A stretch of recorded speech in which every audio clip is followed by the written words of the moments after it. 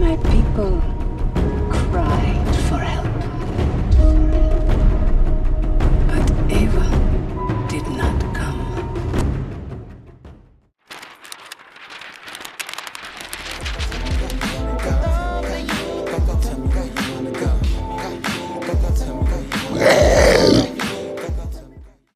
Welcome back, welcome back, welcome back.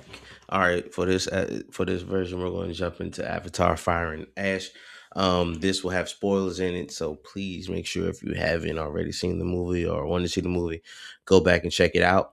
We're going to break it down with our savvy review, and let me start off with the story. So the film is gorgeous, of course. It's immersive, operatic, but narratively it stumbles hard in one key place: Spider.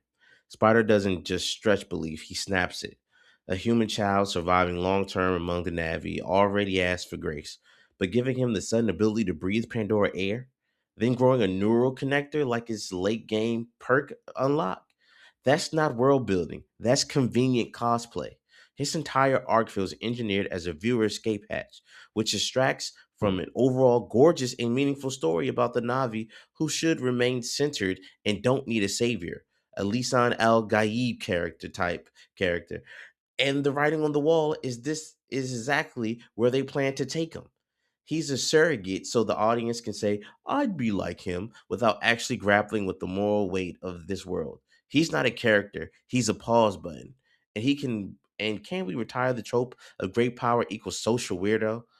In the real world, power attracts, it organizes, it consolidates. This constant instance that Kari's gifted gifts make her awkward and an outcast feels less like the truth and more like comfort food for the viewer. Acting.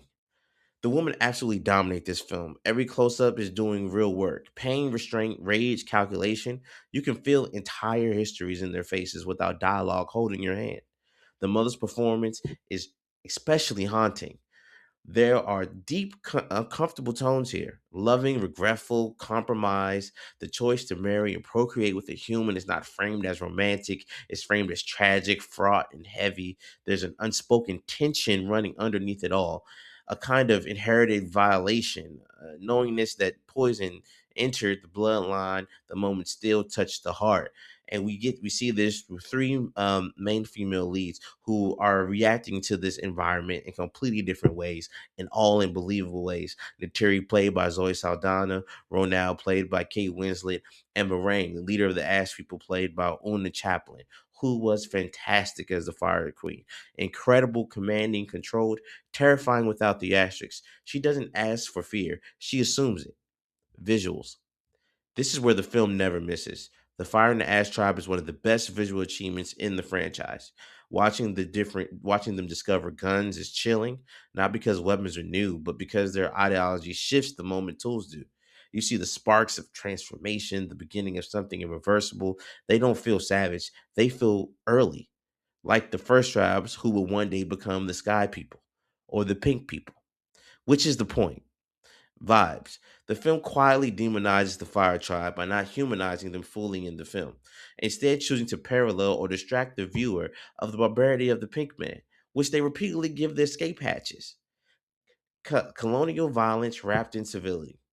The Fire Tribe becomes the monster so the audience doesn't have to sit too long with the mirror and doesn't ever feel the pressure to actually understand how they became this way. And that discomfort, that's where the movie is actually at its strongest. Impact. Fire and Ash is at its best when it's dark, honestly.